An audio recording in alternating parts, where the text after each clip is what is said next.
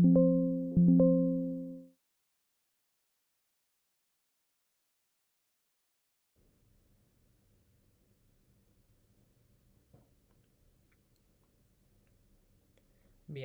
perfecto. ¿Cómo andan? Espero que se esté escuchando y ahí está, viendo bien. Bueno, vamos a arrancar con la tercera clase de biología, que tiene que ver con mecanismos de regulación de la expresión génica. Ya vimos sobre el ciclo celular. Hoy vamos a centrarnos más en expresión de genes, ¿no? Así que vamos a empezar con esto. Bien, bien, quiero que grabe bien. Vamos a arrancar. Entonces, cuando hablamos de expresión génica, cuando hablamos que un gen se expresa, estamos hablando de esto. Los genes saben que son les voy a mostrar esta imagen.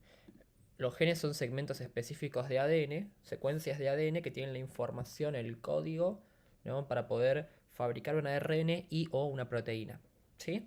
Entonces la expresión de un gen, o que un gen se pueda expresar, quiere decir que podamos decodificar esa información contenida en el ADN para generar esos productos de expresión como los ARNs o las proteínas, que son las que llevan a cabo las funciones en la célula y que le dan a la célula su función. La célula funciona porque tiene un montón de proteínas, ¿sí?, que están llevando a cabo las distintas funciones. ¿Bien? Entonces, la expresión de genes tiene que ver con el paso de pasar de ADN a ARN, que es la transcripción, ¿bien? Que pueden ser ARNs no codificantes que funcionan por sí solos, o ARNs mensajeros que van a llevar la información contenida en el ADN al citosol, para que durante la traducción sea leído y se pueda sintetizar una proteína que tiene función biológica y va a cumplir un montón de funciones en la célula. Entonces la expresión de genes, esa decodificación de la información del ADN, involucra dos pasos: la transcripción y la traducción, la síntesis de ARNs y la síntesis de proteínas. Y todos estos pasos están muy bien regulados de forma temporoespacial, son mecanismos, eventos regulados en tiempo y en espacio, y hay un montón de puntos de control donde uno puede regular la velocidad con lo que ocurren estos procesos o controles de calidad. Entonces, previo y posterior a cada proceso tenemos puntos de control o de regulación de esta expresión génica, y van a ocurrir de forma diferente en cada tipo celular, en cada tejido distinto. Por eso, a partir de una única célula indiferenciada, que es el cigoto, que tiene esos 20.000 genes, se originan todas las células del organismo. Y si bien todas nuestras células distintas tienen los mismos 20.000 genes, más o menos, 25.000 genes, tenemos células diferentes en forma y en función. ¿Por qué? Porque todas tienen los mismos genes, pero no todas se expresan de la misma forma esos genes. No todas tienen prendidos y apagados el mismo grupito de genes. Cada tejido diferente, cada tipo celular distinto va a tener una expresión diferencial de sus genes. ¿Eso por qué? Por estos puntos de control que vamos a estar charlando hoy en la clase. Entonces, vamos a arrancar con eso. ¿Sí? Solo para separar esto, no lo tienen que saber, no sé, tomar un final, pero la expresión génica en procariotas, que en bacterias, por ejemplo, en eucariotas es de forma distinta. Y muchas características de las procariotas lo vemos en el ADN mitocondrial, que sabemos que proviene o era evolutivamente era una bacteria, ¿no? Pero bueno, hay un par de diferencias. Lo que me interesa es en eucariotas, que tenemos ADN unido a proteínas histonas, formando lo que se llama cromatina, ¿bien? Que para empezar la transcripción tenemos secuencias de ADN que se llaman promotores, fundamentales, como una banderita que dice: che, acá cerca hay un gen que hay que leer. Entonces esa secuencia promotora se unen primero otras proteínas, ¿sí?, que se llaman factores de transcripción, y esos van a llamar a la polimerasa de ARN, que es la enzima encargada de leer el ADN y fabricar un ARN complementario, ¿no?, de hacer esa transcripción.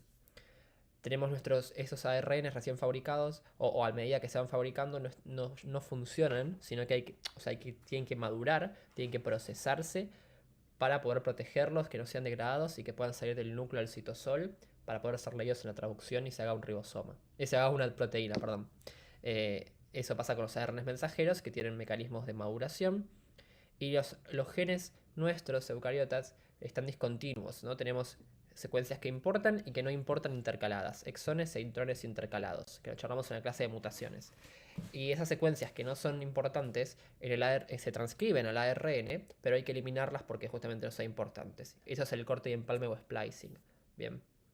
Entonces, en la transcripción ocurre dentro del núcleo, ese ARN madura dentro del núcleo, sale al citosol y el citosol es ese ARN mensajero leído para la síntesis de una proteína. Después habrá otros ARNs que funcionan dentro del núcleo, ¿no? Y otros también en citosol, pero que no se traducen a proteínas.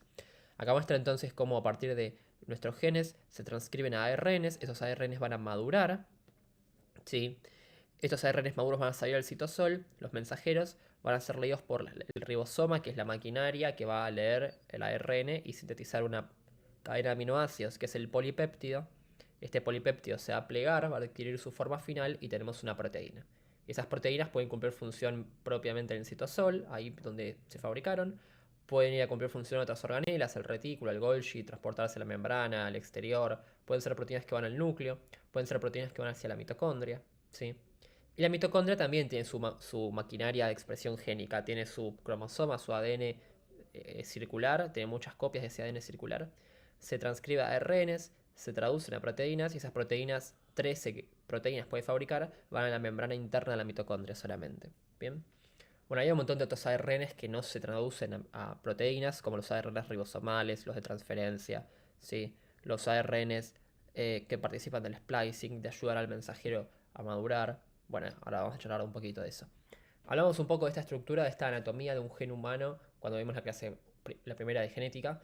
Les conté, ¿no?, que acá tenemos un gen que tiene las secuencias codificantes en rojo y no codificantes en gris intercaladas. Los genes son discontinuos, como si las hojas de un libro de recetas estuvieran intercaladas con hojas en blanco, ¿no? Entonces tengo información valiosa e información no relevante mezclada, intercalada. Estos son los exones e intrones. Esto está en un gen, todo esto se copia, se transcribe, se pasa a otro idioma, que es el ARN mensajero. Ese ARN mensajero tiene que cortar y eliminar estas secuencias no importantes, los intrones, y empalmar y unir todas las que sí importan para poder hacer una lectura continua en la traducción después. Y se lea toda la receta, la instrucción de corrido y hagamos una proteína. Bien. Estos genes también tienen en sus límites secuencias que van a estar también en el ARN, que se van a transcribir, pero que no tienen información para hacer la proteína, no se traducen, no tienen información para aminoácidos, que son las secuencias no traducibles o regiones no traducibles, UTR. Tenemos una 5' y una 3'. Las secuencias se transcriben al ARN y son importantes porque ahí van a unirse proteínas u otros ARNs que van a protegerlo de ser degradado, van a aumentar su vida media y estabilizarlo para que se pueda leer en la traducción, o van a unirse cosas que desestabilicen al ARN, lo destruyan, promuevan su degradación, baje su vida media y no haya traducción. Después, cerquita de un gen, del inicio de transcripción de un gen, tengo la secuencia promotora. La secuencia promotora es una secuencia del ADN, una secuencia de nucleótidos, que es fundamental para iniciar la transcripción. Es como una bandera que dice, che, acá cerca hay un gen para transcribir. Entonces, a esta secuencia cercana a un gen se unen proteínas que van a regular el inicio de la transcripción. Van a llamar a la enzima que copia el ADN a ARN, a la ARN polimerasa, van a reclutarla. La polimerasa viene acá a la secuencia promotora, encuentra el gen cercano y empieza a leerlo y a transcribir, a pegar nucleótidos de ARN en la transcripción. Esto es fundamental para el inicio de transcripción de cualquier gen en cualquier tipo de célula. Esto es indispensable, ¿no? Después tenemos secuencias lejanas o cercanas, previas al inicio del gen o después del gen, otras secuencias regulatorias que se llaman secuencias potenciadoras y silenciadoras. Son secuencias de bases de ADN, letritas de ADN, A, T, C, G, ¿sí? No confundan con proteínas. Son secuencias nucleotídicas del ADN. Estas secuencias se pegan proteínas que pueden aumentar la velocidad de la transcripción y que se fabriquen muchas copias del ARN y haya mucha concentración, o pueden disminuir la velocidad de transcripción y que se fabrique poquito ARN, que haya poca transcripción, o que el gen se silencie y que no se transcriba y no haya nada de ARN y por lo tanto no va a haber nada de proteína. Eso es la anatomía de un gen. Más o menos los genes humanos tienen entre 9 y 10 exones. 10 exones es el promedio, pero hay genes con más y con menos, pero es un promedio. Y siempre hay un intrón de menos, ¿no? Como el gen, digamos, comienza, entre comillas, con un exón y termina con un exón, y hay intrones intercalados, siempre hay un intrón menos. Acá tengo 3 exones y 2 intrones. Acá tengo 1, 2, 3, 4 exones en amarillo y 3 intrones en azul. Siempre hay un intrón menos. Piensen que acá tengo la secuencia promotora, cerquita el inicio de transcripción del gen para que este gen se lea todo y se copia un ARN. Y el ribosoma va a leer después, va a encontrar después el codón de inicio de traducción, estas 3 letritas que le indican que tienen que empezar a leer para fabricar la proteína. Codón de inicio está en el primer exón. Después va leyendo todos los exones, uniendo aminoácidos. Cada 3 letras se atrae un aminoácido y los va uniendo. y llega al codón de stop en el último exón, que son esas 3 letras que dicen, che, acá terminó la traducción, no hay más información valiosa de acá en adelante en el ARN. Entonces hay un codón de inicio y de stop. Obviamente en el gen, en el ADN, hay codones, o sea, estas 3 letras que están en los exones. Pero no son importantes leer o interpretar esa información de los codones en la transcripción. Cuando el gen se va a copiar a ARN, no se interpreta un codón de inicio y de stop. Eso es para la traducción, para la síntesis de proteínas en citosol. Lo que sí se interpreta acá es el inicio de transcripción, que es antes. ¿Sí? Primero se transcribe un gen, se copia, todo esto se copia sin leer, como sin leer el contenido, se copia a un ARN y después en el ARN sí se interpretan el contenido de las letras, los codones para ir uniendo aminoácidos, el codón de inicio y el codón de stop. Lo que quiero decir es que como hay un codón de inicio y de stop en exones y hay intrones intercalados, siempre hay un intrón de menos. Bien.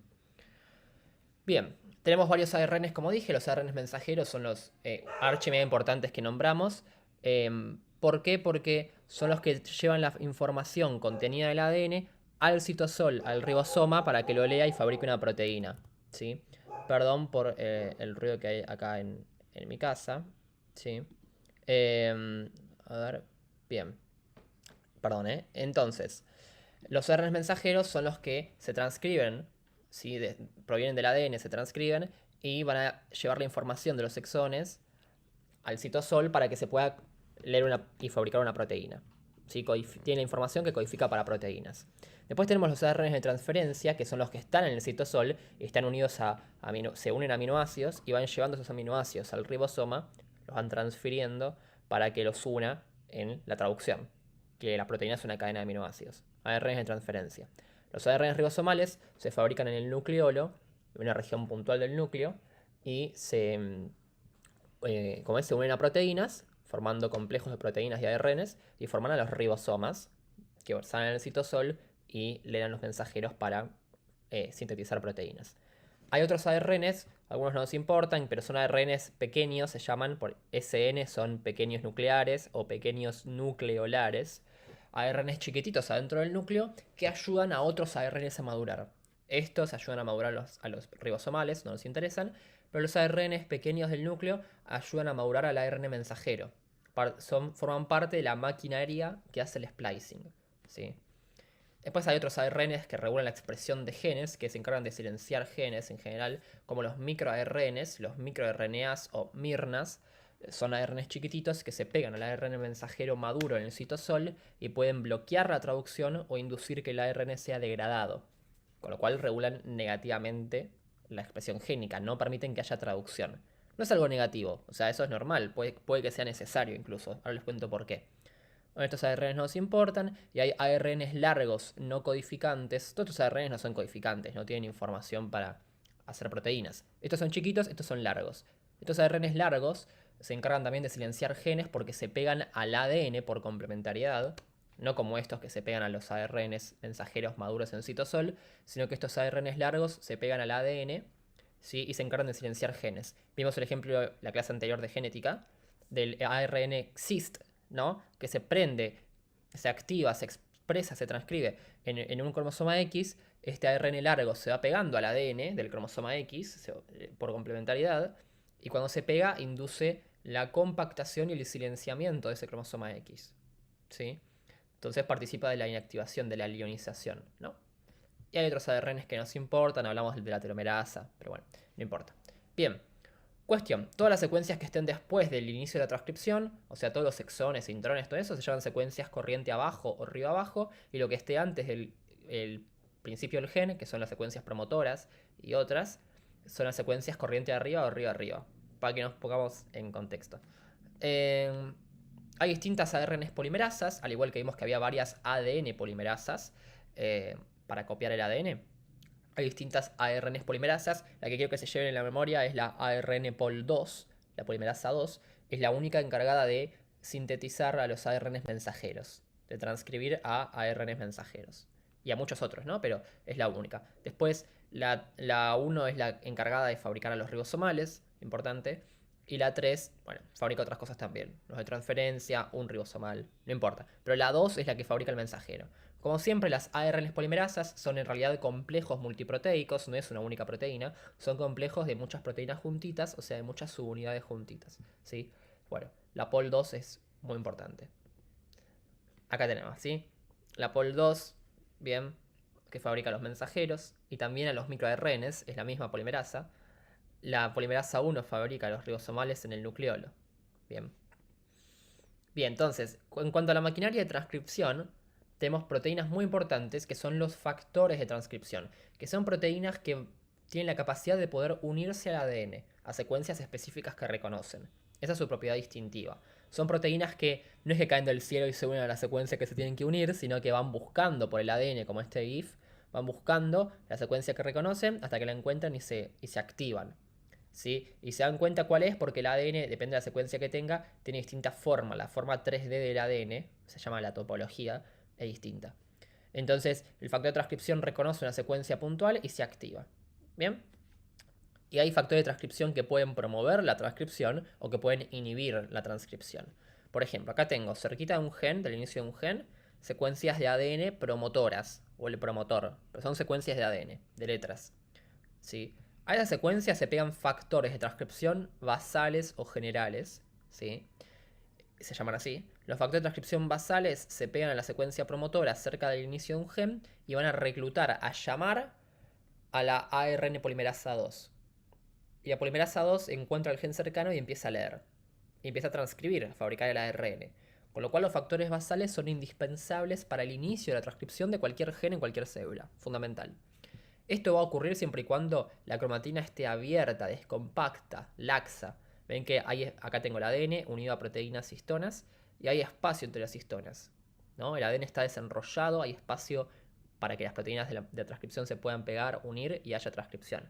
Si la cromatina está toda enrollada, compacta, condensada, ¿sí? Están muy juntas las histonas entre sí, no hay lugar, el ADN está enrolladito, como en un yoyo o en un ovillo de lana cuando lo enrollas, no hay lugar para que las proteínas de transcripción se peguen. Y las secuencias quedan como enmascaradas.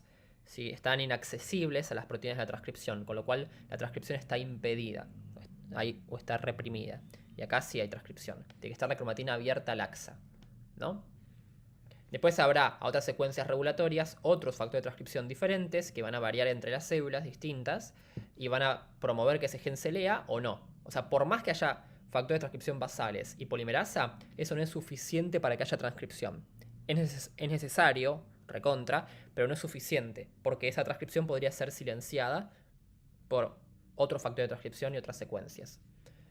Acá tengo un factor de transcripción, son proteínas que en realidad son complejos, son dímeros, son dos proteínas iguales o distintas juntitas, proteínas que tienen la capacidad de unirse al ADN a secuencias específicas e interactuar con otras proteínas más. Por ejemplo, acá tengo la secuencia de esto en rojo es la secuencia promotora, acá tengo un gen cerquita, acá un montón de factores de transcripción basales que se van interactuando entre sí, ¿sí? Y en conjunto van a reclutar a la polimerasa y permitir la transcripción.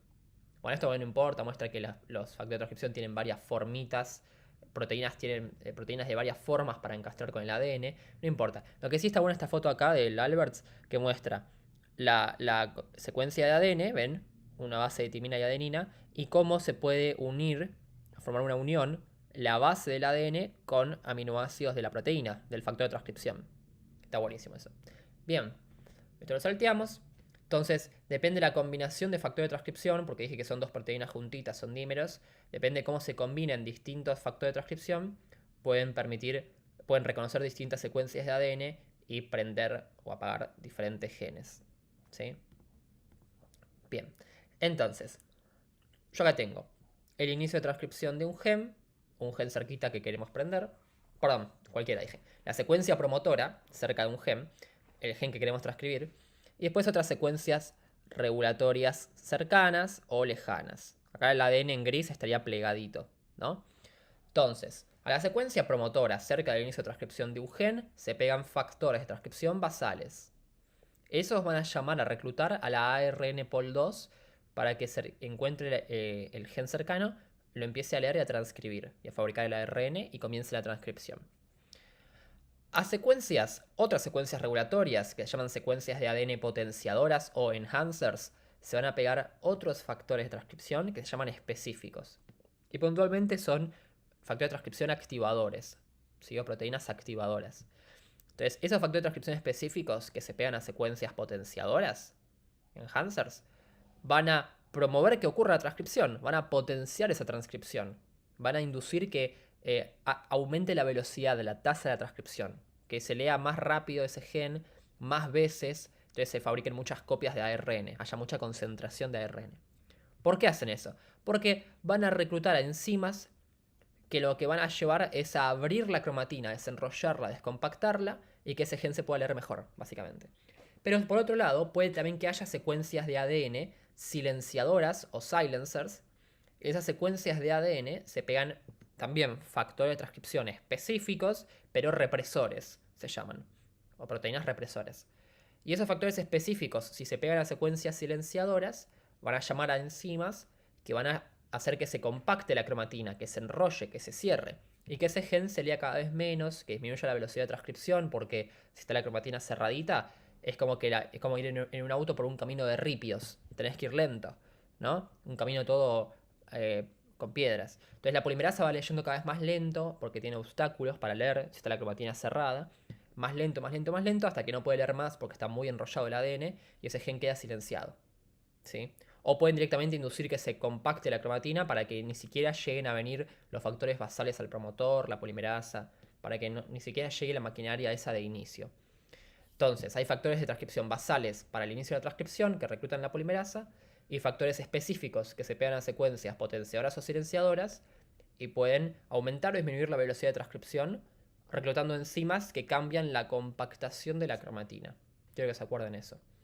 Esas secuencias pueden estar distantes, esas secuencias regulatorias, potenciadoras o silenciadoras, pueden estar lejos del ADN, pero van a venir proteínas que ayudan a que se pliegue el ADN, cosa que la secuencia promotora y el gen esté cerquita de la secuencia regulatoria. ¿Sí? Si se pliega el ADN, ahí están más cerca, si estuviera desenrollado estaría lejos. Entonces los factores basales pueden comunicarse con los factores específicos de transcripción y pueden ejercer su acción. Si es un factor específico activador que se une a una secuencia potenciadora, bueno, va a potenciar ese gen. Si es un factor represor que se une a una secuencia silenciadora, va a silenciar ese gen. Entonces depende qué factor específico contacte con los basales, va a haber se va a potenciar la transcripción o se va a silenciar, se va a reprimir la transcripción. ¿Sí? Acá tenemos un ejemplo, como si fuera un paso a paso. En la vida real, digamos, es más complicado que esto, pero para hacerlo didáctico, como si fuera un paso a paso. Yo acá tengo el inicio de transcripción de un gen, que en inglés le llaman TSS, Transcription Starting Site, inicio de transcripción del gen, sitio de inicio de transcripción. Acá cerca una secuencia promotora, ¿sí? Que es fundamental para llamar a la polimerasa y que venga el gen. Acá tengo el ADN unido a histonas, ¿no? Que se llaman nucleosomas, a estas como perlitas de un collar, ¿sí? Sería las histonas, 8 proteínas con 2 vueltas de ADN. Y acá tengo una secuencia, por ejemplo, en este caso, potenciadora. Una secuencia de ADN, una secuencia de bases, que se llama enhancer o secuencia potenciadora. Ahí se van a unir factores de transcripción específicos que reconocen esa secuencia de ADN, que son activadores. Bueno, ¿a quién llaman? Van a llamar enzimas, son factores de transcripción, llaman a cofactores o correguladores, que son proteínas que no se pueden pegar al ADN, pero se pegan al factor de transcripción específico. Estas enzimas se llaman coactivadores. ¿Sí? ¿Por qué? Porque había una secuencia potenciadora, venía un factor de transcripción específicos activadores y llaman enzimas coactivadoras. Y esas enzimas son enzimas que generan marcas que agregan como etiquetas pequeñas moléculas a las histonas para que se desenrolle la cromatina, se abra. Para que el ADN que está acá envuelto en las histonas se vaya desenrollando y las histonas se separen entre sí. Con lo cual los coactivadores son complejos o enzimas que hacen modificaciones, ¿sí? Para descompactar la cromatina. ¿Bien? Para descondensarla. Entonces al descompactarse ven que ahora hay más espacio entre las histonas, hay más espacio en la secuencia promotora para que vengan todos los factores basales, se pegan a la secuencia promotora, llamen a la ARN polimerasa, que está acá en verde, ¿sí? Y ahora que está desenrollado el ADN y hay lugar para reconocer estas secuencias, la polimerasa también tiene espacio para poder leer el gen y hacer la transcripción y fabricar el ARN. Con lo cual, los factores específicos son importantes para que se descompacte la cromatina, para que haya espacio para que la maquinaria de inicio de transcripción se una al ADN, que son los factores basales y la ARN polimerasa, y si hay descompactación de la cromatina, ese gen se puede leer, está accesible a ser leído y a que ocurra la transcripción, ¿sí? Y no nos quiero marear de proteínas, pero para que esta secuencia que estaba lejos, la secuencia potenciadora estaba lejos de la promotora y del gen, para que eso ocurra, para que puedan ejercer su acción, el ADN se va a plegar, como ven acá, este ADN va a plegarse para que se acerque, ¿sí? Y para comunicar los factores de transcripción específicos con los factores basales, hay un complejo multiproteico en el medio gigante que se llama complejo mediador. Y funciona como proteínas que hacen como un puente, como una paloma mensajera, que ayuda a comunicar a los factores específicos con los basales. Entonces, el complejo mediador le dice a los factores basales, che, dice a los factores específicos que arranquen la transcripción a full, ¿no? Que se potencie la transcripción. Y ahí, al estar la cromatina descompacta, la polimerasa puede leer más rápido y se potencia la transcripción. Bien. Bueno, cuestión. Eso es lo importante del inicio de la transcripción. Vamos a ver un poco cada paso a paso de la expresión génica, los niveles de regulación. Entonces, el control pretranscripcional, lo que tiene que pasar antes de que pueda ocurrir o no la transcripción, es regular la accesibilidad de las proteínas de la transcripción a la cromatina, ¿no? O sea, si el ADN está recontra requete compacto, está enrollado en las histonas, están todas las histonas muy juntitas, está la cromatina condensada, el ADN está inaccesible a ser leído y a que haya transcripción. Pero si la cromatina está descompacta y el ADN está desenrollado y las histonas separaditas, hay espacio. Ahora sí se expone, se muestra el ADN y hay lugar para que se peguen proteínas de transcripción y ocurra la transcripción. Si no, está enmascarada la secuencia y no hay lugar para el pegado de las proteínas de la transcripción. Con lo cual, la regulación de qué tan condensada está la cromatina, el grado de condensación de la cromatina, es el control, o forma parte del control pretranscripcional. Yo les digo que es como preparar el terreno para que un gen se pueda leer o no. Y el terreno es, si está compacto no se puede leer, y si está descompacto, si está liso, llano, sí se puede leer. ¿Sí? Eso es el control de inicio de la transcripción. Saben que el ADN no está solito, desnudo, está unido a proteínas histonas, ¿sí? Eso es la cromatina, y se puede enrollar cada vez más o cada vez menos, en mayor o menor medida. Y cuando más se condensa, el grado más alto de compactación de la cromatina es cuando se enrolla mucho, y tengo los cromosomas que se alcanzan en la metafase de la fase M del ciclo, ¿no? De la mitosis o meiosis. Si yo pudiera estirar todo el ADN de nuestras células, mide 2 metros más o menos, nuestros 46 cromosomas. Entonces, el ADN tiene que estar muy bien enrollado, empaquetado prolijamente, primero para que se pueda desenrollar o enrollar, depende si un gen se quiere prender o apagar, y después para que entre en el núcleo, que el núcleo mide entre 5 y 10 micrómetros, que son, si yo agarro un metro y lo parto en 1.000.000, eso es un micrómetro. Imagínense 5 pedacitos de esos. ¿Cómo carajo hacemos para que entren 2 metros de ADN? Bueno, pues está muy bien enrollado. Bien, entonces, acá lo mismo, la doble hélice de ADN, ¿sí? Las histonas, esto es la cromatina, son enrollando y formando cromosomas. Y tenemos 46 estos paquetitos de ADN enrollado, ¿no? En las células somáticas. Entonces el ADN se junta con 8 proteínas que son las histonas, ¿sí? Esto es un octámero de histonas porque son 8. El ADN da 2 vueltas en cada histona. Esto es un nucleosoma, es la unidad básica de la cromatina. ¿Bien? Y por eso tiene este aspecto de collar de perlas. Los nucleosomas serían como las perlas de un collar. Y el ADN en la cadenita, ¿no? Bien.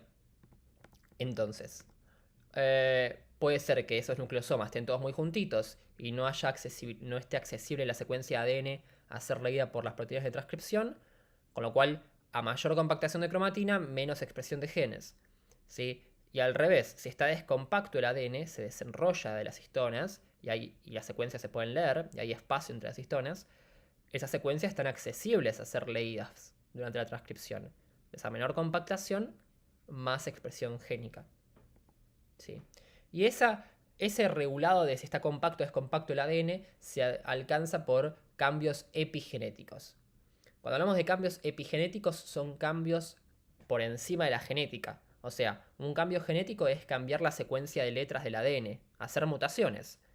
¿Se acuerdan que un cambio en la secuencia de nucleótidos es una mutación?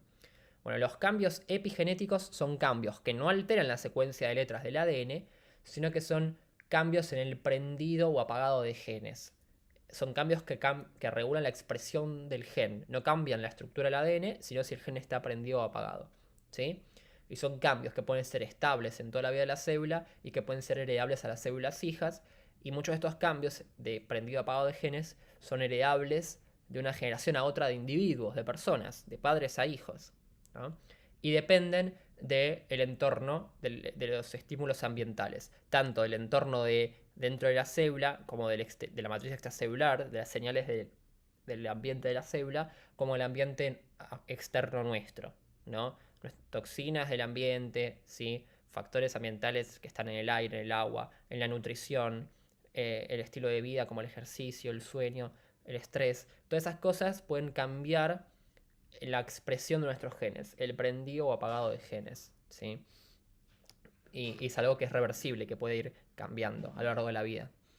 Bien, entonces, estos cambios epigenéticos van a cambiar la compactación de la cromatina, son cambios heredables en la expresión de genes, en si un gen se va a aprender a apagar, es como que yo heredo esa instrucción, sin cambiar la secuencia de ADN.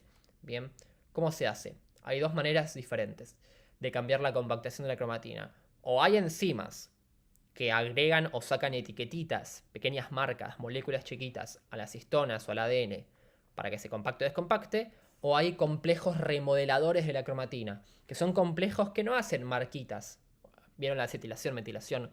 No hacen esas marcas, sino que son complejos que van desenrollando el ADN y como corriendo los nucleosomas, las histonas. Los van reposicionando, como que agarra una histona de acá, le desenrolla el ADN y la corre para un lado, la corre para otro.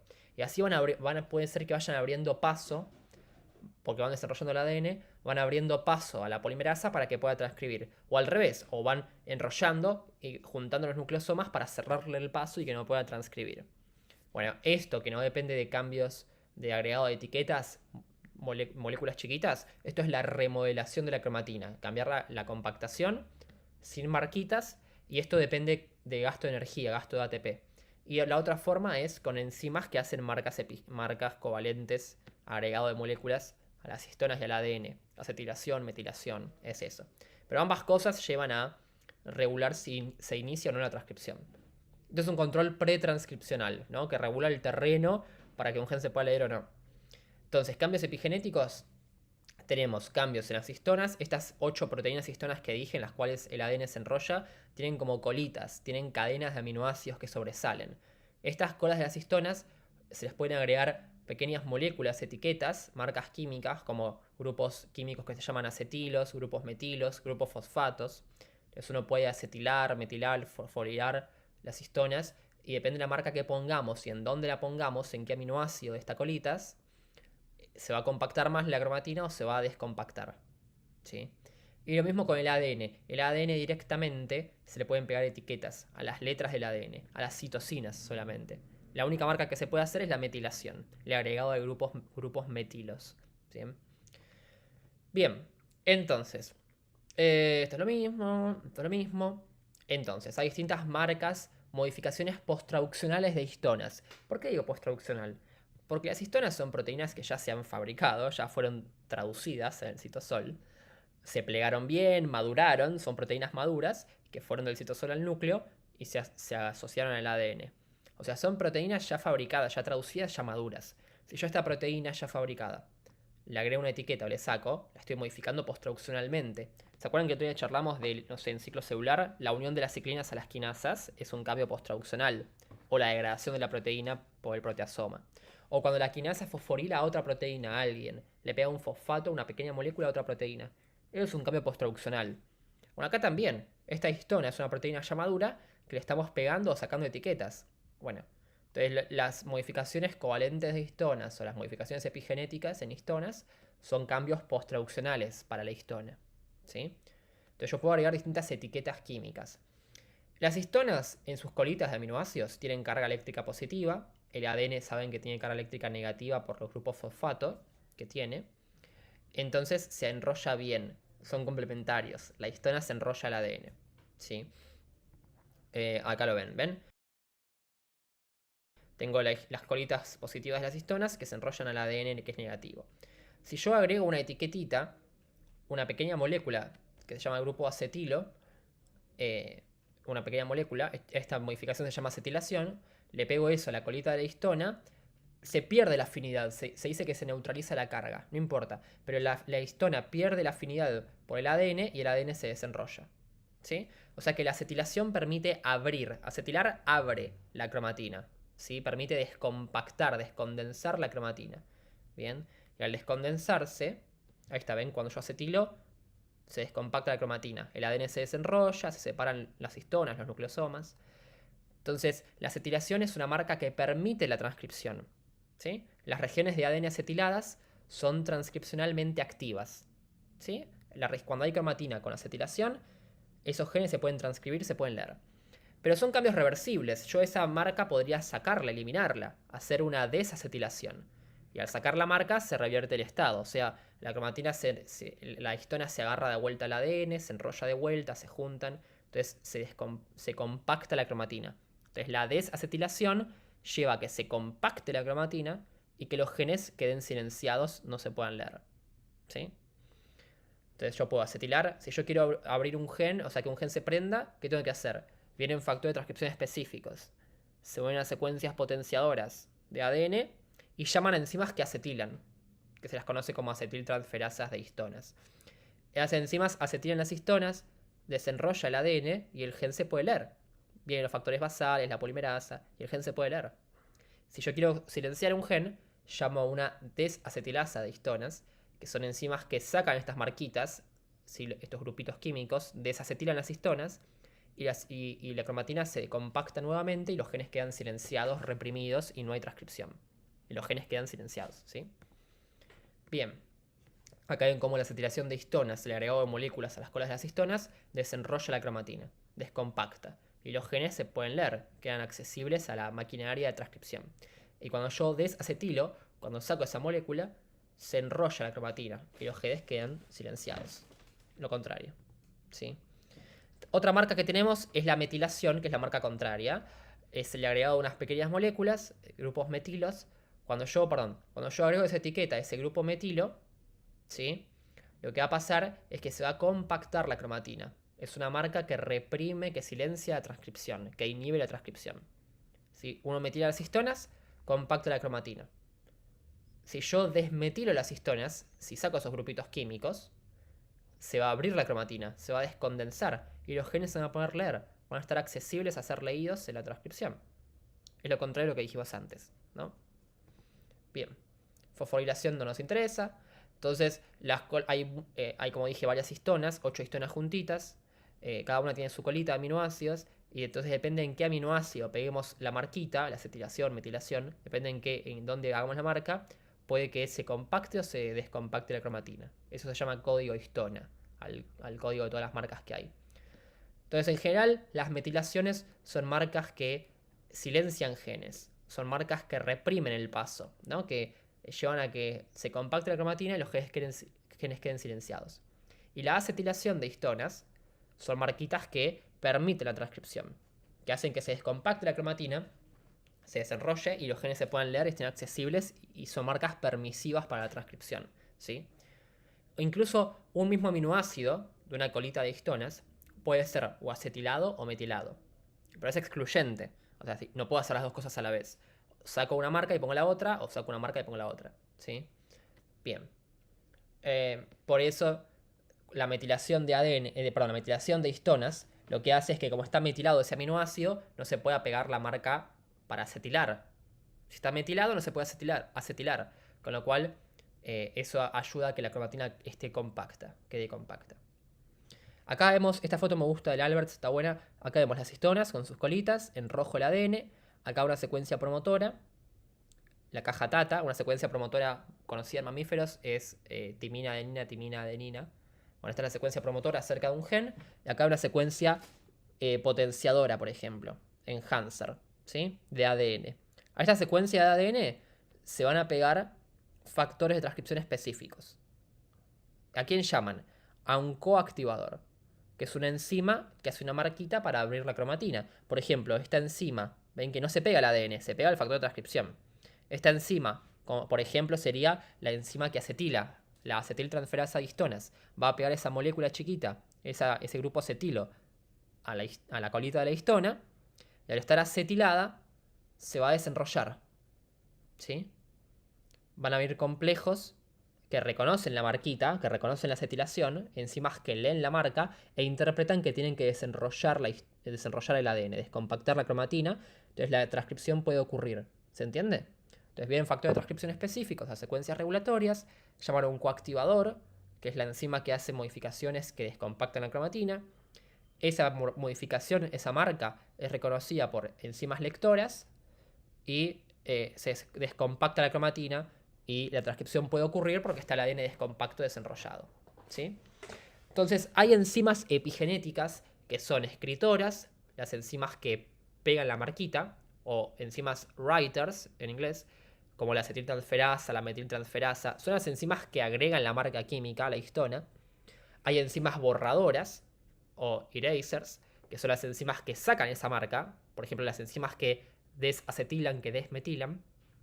Y hay enzimas lectoras epigenéticas o readers epigenéticos, que son enzimas que se pegan a la marca. Por ejemplo, yo acetilé las histonas, hay una enzima que reconoce esa marquita, que se une, la lee, esa marca la interpreta como si fuera un código, e interpreta que tiene que llamar enzimas o descompactar la cromatina, desenrollar. Y habrá enzimas lectoras que reconozcan la marca de metilación de histonas e interpretan que tienen que enrollar y compactar la cromatina. ¿Sí? Bien. Entonces, hablamos un poco de los complejos remodeladores de la cromatina, que no tiene tanto que ver con la acetilación y metilación. Son complejos multiproteicos que van cambiando la posición de las histonas, de los nucleosomas, ¿sí?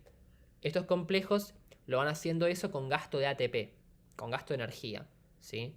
Tienen actividad ATPasa, gastan ATP, y así van desplazando, reposicionando, corriendo las histonas, y puede que abran lugar a la polimerasa para que pueda transcribir y pueda leer, porque van descompactando la cromatina, corriendo las histonas, desenrollando ADN, o que vayan juntando las histonas, enrollándolas, compactando más, y vayan inhibiendo la transcripción, le vayan cerrando el paso a la polimerasa para que no pueda seguir leyendo un gen, ¿sí? Bien, acá está el complejo remodelador en verde, se agarra las histonas y con gasto de ATP puede separarlas, los nucleosomas, desenrollar el ADN, ¿sí? Pero esto no tiene que ver con acetilación y metilación. Bien. Y otra modificación que existe es en el ADN directamente. Y la única que existe es la metilación.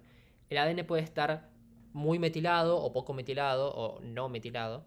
Entonces, así como hay metilación de histonas, hay metilación de ADN y tiene el mismo efecto, que es silenciar genes, reprimir, inhibir la transcripción, ¿sí? En el ADN tenemos regiones de ADN donde hay muchas citosinas y guaninas juntas en la misma hebra, la misma cadena. Acá tengo, ven, un par de bases CG, acá también. Y así, ven, en la misma hebra tengo CG, CG, CG, CG, en la misma hebra. Estas regiones de ADN donde hay muchas citosinas y guaninas juntas, dinucleótidos CG, se llaman islas CPG. La P viene porque vieron que en una misma hebra la unión entre nucleótidos se hace por el fosfato, y el azúcar y el fosfato del siguiente nucleótido. Entonces, por eso la P de fosfato. Así que son islas CPG, regiones de ADN donde hay muchas citosinas y guaninas seguidas en la misma hebra, ¿no? Entonces, estas regiones de ADN así están en los promotores de los genes o cerca de la secuencia promotora de un gen. Entonces, ¿qué importancia tiene esto? Si yo agrego esta molécula chiquita de acá, este grupo metilo, a las citosinas del ADN, ¿qué va a hacer la metilación? Va a inducir que el ADN se compacte, se enrolle, ¿sí? Se condense la cromatina. Y si esto es una secuencia promotora de un gen, y el ADN se enrolla sobre la histona y queda compacto, esa secuencia promotora no se va a poder leer. No va a haber lugar para que vengan las proteínas de la transcripción a leer el promotor, porque el promotor está todo enrollado en la histona, enmascarado. Está inaccesible, no hay espacio para las proteínas de la transcripción. Entonces, la metilación del ADN, por un lado, evita que se puedan pegar los factores de transcripción basales al promotor, porque al haber un grupito químico, una molécula nueva pegadita, es como que son pinches, ¿no? Es como un cambio 3D molecular que hace que no se puedan pegar los factores basales. Y además esta marquita es reconocida por enzimas lectoras que dicen, ok, hay que compactar la cromatina o hay que llamar enzimas que hagan otros cambios, que ahora les cuento. Ven acá, ven, cuando no hay metilación del ADN, la cromatina está descompacta, laxa, abierta, y este gen se puede transcribir. Pero cuando hay metilación de ADN, ¿sí? Eso induce la compactación de la cromatina. ¿Bien? Acá esto muestra lo mismo. ¿Por qué? Porque esto muestra lo mismo. ¿Ven? Está el ADN desmetilado y la transcripción puede ocurrir porque está desenrollado el ADN, pero cuando hay metilación, ¿sí? El ADN queda todo compacto y no se puede leer el gen. Ahora les cuento un poquito de esto, es datos de color, no importa. ¿Por qué pasa eso? Porque la metilación de ADN es reconocida por enzimas lectoras epigenéticas que van a llamar a reclutar enzimas que hacen modificaciones en histonas para compactar la cromatina. Entonces, se interpreta la metilación de ADN y, por ejemplo, las histonas son desacetiladas. Se sacan los grupos acetilos. O son metiladas las histonas también. Entonces, esas dos modificaciones que dije, metilar las histonas o sacarle grupos acetilos, desacetilar, hace que la cromatina se compacte, ¿no? Porque si acetilar abrir la cromatina, desacetilar cierra. Entonces, la metilación de ADN es una marca que recluta enzimas que también modifican las histonas para hacer modificaciones que compacten la cromatina, para hacer cambios epigenéticos covalentes que compacten la cromatina. ¿Sí? Por ejemplo, la desacetilación. Y al compactarse, ese gen queda silenciado. Bueno, entonces, esa es la causa de por qué tenemos células distintas en forma y en función. Células morfológicamente distintas y funcional, fisiológicamente, bioquímicamente distintas, ¿no? Si bien todas las células derivan del cigoto, ¿verdad? O sea, todas las células tienen el mismo ADN, tienen los mismos 46 cromosomas, los mismos 25.000 genes. Entonces, si todas las células tienen los mismos genes, ¿cómo puede ser que tengamos células que fabrican proteínas distintas? ¿Sí? Y son células distintas en función y en forma, porque yo a partir del cigoto, de la célula huevo, tengo células del hígado, neuronas, células musculares, páncreas, células del riñón, de la piel. ¿Por qué? Porque si bien todas las células tienen los mismos genes, cada célula va a decidir, entre comillas, qué conjuntito de genes prender y qué genes apagar. Por ejemplo, en el hígado se metaboliza el alcohol, porque hay un gen, para una proteína, una enzima que metaboliza el alcohol, y ese gen está prendido en el hígado. Bien, ese mismo gen está prendido en la neurona. No, porque no es la función de la neurona hacer eso. Entonces, ese gen está silenciado. ¿Cómo podría pasar eso? Bueno, solamente el gen que está prendido acá en el hígado es porque el ADN no está metilado, no están metiladas las histonas, están acetiladas las histonas. Hay todas modificaciones que abren la cromatina y hacen que ese gen sí se pueda leer. Y acá al revés, acá debe estar compacta la cromatina para que el gen no se lea. ¿Por qué? Porque seguramente hay metilación de histonas, metilación de ADN, desacetilación de histonas, todos cambios para compactar, enrollar la cromatina y que ese gen esté apagado, esté silenciado. Lo mismo con un gen para fabricar un neurotransmisor, que son pequeños mensajeros químicos para que las neuronas charlen entre ellas, ¿no? La dopamina, serotonina, bla, bla. Entonces, esos genes están prendidos en neuronas, sí. ¿Ese mismo gen lo tiene el hígado? Sí, lo tiene ese gen el hígado, porque todas las células tienen los mismos genes. Pero como es la función del hígado fabricar neurotransmisores, ese gen queda silenciado. ¿Sí? Por lo mismo, porque acá está descompacta la cromatina y acá está compacta. Entonces, estos cambios epigenéticos son distintos entre distintas células. Hay distintas modificaciones epigenéticas para que haya diferentes genes prendidos o apagados, depende de la célula, por más que todas las células tengan los mismos genes. Eso explica por qué tenemos células diferentes. ¿Sí? Y esos cambios epigenéticos pueden ser estables por toda la vida de la célula. La neurona tiene los mismos genes prendidos y apagados en general toda su vida. Obviamente, digo, va a haber genes que se pueden prender y apagar, depende del contexto. Pero digo, no es que la neurona ahora puede prender genes y transformarse en piel. No es que yo en mi cerebro una neurona se vuelve loca y se transforma en piel o en riñón. No. O sea que la marquita de genes prendidos y apagados se mantiene por toda la vida de la célula. Y si las células se dividieran, que en este caso ninguna de las dos se dividen, excepto ciertos contextos, si las células se dividieran, las células hijas serían las mismas marcas para apagar y prender los mismos genes. Bueno, esto es una expresión diferencial de genes, una expresión génica diferencial. Por más que todas tengan los mismos genes, prenden y apagan genes diferentes porque hay distintas marcas epigenéticas. ¿Y por qué hay distintas marcas epigenéticas? Bueno, ahora se los voy a contar en un ratito. Acá tengo las histonas, el ADN, metilación de ADN, una enzima lectora epigenética que reconoce la metilación del ADN y llama a enzimas para que se desacetilen las histonas. o para que se metilen las histonas. Y entonces el ADN quede enrollado compacto. ¿Sí? Esta foto es del Gilbert de embriología, está muy buena. Bien, entonces ven que un mismo gen puede estar prendido en la piel, puede estar mucho más expresado, expresarse mucho más, fabricar mucho más producto en otras células como el hígado, o ese mismo gen estar apagado en el cerebro. ¿Por qué? Porque hay distintas secuencias regulatorias cerca del gen que se van a reconocer o no, depende de la célula. Secuencias silenciadoras, potenciadoras, ¿sí? Entonces, eso es porque cada tipo de célula distinta va a tener distintos factores de transcripción específicos. La palabra específico viene que son específicos para las células. Hay factores de transcripción neuronales, factores de transcripción epidérmicos y así. Entonces, los factores de transcripción que se pegan al ADN son proteínas que van a hacer que un gen se prenda o se apague. Y si vos tenés distintos factores de transcripción, vas a aprender a apagar genes diferentes, ¿no? Eso es lo que pasa. Eso es lo que explica un poco la expresión diferencial de genes. Bien. Acá vemos cómo un glóbulo rojo, ¿no?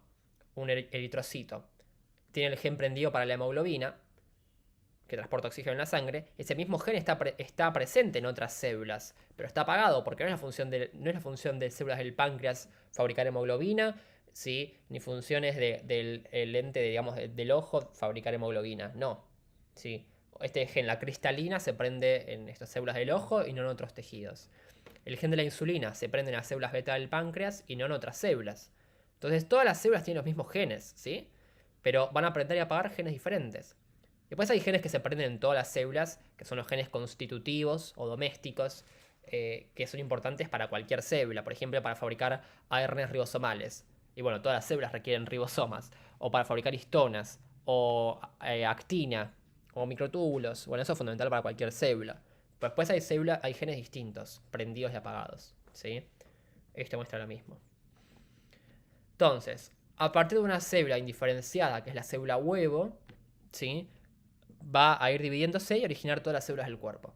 ¿Y por qué origina células diferentes? Si todas las células son iguales genéticamente, porque si bien genéticamente son iguales, epigenéticamente son distintas, ¿sí? La expresión génica es diferente. ¿Qué gen prenden y qué gen apagan? Por más que todas tengan los mismos genes. ¿Bien? Esa es la diferencia. Y estas modificaciones son heredables. Por ejemplo, en realidad las modificaciones de histonas raramente son heredables o pocas, pero las modificaciones de ADN sí. Cuando el ADN es metilado, se metilan las citosinas del ADN en secuencias promotoras, y el ADN se duplica. Vieron que ahora estas dos hebras se separan, a partir de una hebra molde se fabrica una hebra hija. Entonces esta hebra hija no está metilada. Entonces, ¿qué pasa? La célula tiene enzimas que reconocen la metilación en la hebra molde y replican esa metilación en la hebra hija nueva. ¿Sí? Entonces así, la misma instrucción para apagar un gen la heredan dos células hijas después. Porque se van replicando esas metilaciones. ¿Sí? Bien. Y las células hijas heredan la instrucción para apagar los mismos genes que la célula madre. Bien. Y la cromatina puede estar compacta o descompacta, como vimos ya. La cromatina compacta se llama heterocromatina y la cromatina descompacta, abierta, eucromatina. Y ahí sí hay genes. La cromatina compacta puede estar compacta toda la vida, estar siempre compacta, que es heterocromatina constitutiva, y ahí no hay genes en esa región de ADN. Son secuencias que no son genes, secuencias no codificantes. Y en general ADN repetido, en tándem. Y estas son unas secuencias que forman los telómeros, los centrómeros, como la estructura de un cromosoma. Tienen función estructural, no de genes. Pero tenemos heterocromatina facultativa, que es cromatina compacta, donde sí hay genes. Que están silenciados, pero están. Entonces, en una misma célula, depende del contexto de las señales, esa cromatina se puede abrir, descompactar, y esos genes se pueden prender. O esa región de cromatina puede estar compacta en una célula, como vimos, no sé, en la neurona que no fabrica insulina, y esa misma región de cromatina estar abierta en el páncreas que sí fabrica insulina. O sea, un mismo gen, prendido o apagado, depende del tejido. ¿Sí? Bien, acá vemos, esto lo han preguntado, tomado, en Rondín sobre todo, que la cromatina compacta está periférica en el núcleo. Ven que está muy negro, bueno, muy enrollado el ADN, la cromatina. Está periférica en el núcleo. La cromatina abierta o eucromatina, descompacta, donde hay transcripción, está más central en el núcleo, que es todo esto blanco, y todo esto oscuro bien fuerte es el nucleolo. ¿Sí? Bien. Bueno, el ADN se puede ir formando distintos territorios, que se lo habrán visto en Embrio, los TADs y todo eso. Bueno, salteando. Eh, Vimos que hay genes que se expresan en todas las células fundamentales para cualquier célula, ¿sí? Actina, la tubulina, los microtúbulos, las histonas, los ARN ribosomales, para cualquier célula. Pero pues hay genes que se expresan, depende del tejido. Si bien todas las células tienen los mismos genes, van a elegir un conjunto específico de genes para aprender y apagar y llevar su función. Entonces, tenemos células diferentes en forma y en función porque van a aprender y apagar genes distintos, por más que tengan los mismos genes. ¿Sí? E incluso en la misma célula, un gen puede estar prendido o apagado, depende del contexto. Por ejemplo, las células de la glándula mamaria, ¿sí? Estas células, ante el estímulo de la prolactina, que es una hormona que se secreta, ¿sí? En el periodo de lactancia, esa hormona va a estimular la producción de leche materna, ¿no? Y se van a prender genes de proteínas que están en la leche materna, como la beta-caseína, la alfa-lactalbúmina, no importa. Pero estas células van a prender genes para hacer proteínas que están en la leche materna, y después, cuando baje el estímulo de esa hormona, estas células van a apagar esos genes. O sea que digo, un mismo gen puede estar prendido o apagado en la misma célula, depende del contexto. También las células inmunes, no lo tengo acá, pero cuando hay una infección fabricamos anticuerpos que son proteínas, esos genes se prenden, cuando no hay infección esos genes se apagan y no fabricamos anticuerpos. ¿Sí? Ven que tenemos el mismo gen, los mismos genes en todas las células, pero van a prender genes diferentes para generar distintos tejidos. Bien, entonces regulación pretranscripcional tiene que ver con el grado de compactación de la cromatina para permitir o no la transcripción. Y el control de inicio de la transcripción, en realidad ya lo hablamos, el control transcripcional, que tiene que ver con la asociación de factores de transcripción basales a la secuencia promotora, que van a reclutar a llamar a la ARN polimerasa 2 y va a encontrar al gen cercano y a empezar a transcribir, a empezar a leer ese gen y fabricar un ARN, ¿no? Ir uniendo nucleótidos de ARN y fabricar el ARN, polimerizar el ARN. Eso es lo que pasa en el inicio de transcripción, o lo que tiene que pasar fundamentalmente. Entonces, charlamos que hay factores de transcripción específicos, activadores y represores, que se unen a secuencias potenciadoras o silenciadoras y pueden inhibir la transcripción o potenciarla, depende de quién se llega a unir primero a los factores basales, pueden inducir su acción. ¿Sí? Y eso es porque el ADN se pliega, bien, y bla, bla, bla. Entonces, vimos que vamos a adelantar un poquito. Cuando hay una secuencia potenciadora, se pegan factores de transcripción específicos activadores y van a estimular la transcripción, van a potenciar esa transcripción, que se pueda leer más rápido y se fabriquen muchas copias de un ARN. Entonces aumenta la concentración de ARN que se fabrica, ¿no? Cuando hay una secuencia enhancer. Y eso es porque llaman enzimas que no se pegan al ADN, pero que hacen modificaciones epigenéticas, ¿no? Que acetilan las histonas o marcas que abren la cromatina. Bien. Y los factores y las secuencias silenciadoras, ahí se pegan factores específicos represores que llaman enzimas que llevan a la compactación de la cromatina.